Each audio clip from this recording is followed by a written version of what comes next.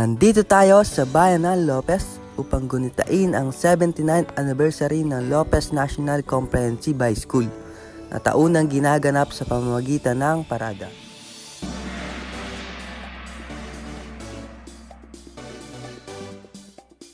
Kabilang dito ang iba't ibang tema na makikita natin, maaring ang iyong paboritong karakter sa isang palabas o kaya naman ang mga taong magigiting na nakapaglaban sa ating bansa, mga festival na ginaganap sa iba't ibang parte ng Pilipinas at iba pa.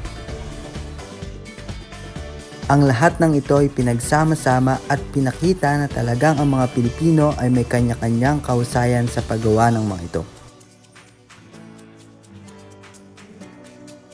Kaya't kung gusto nyong matunghayan ang mga ito ay tara na sa bayan ng Lopez.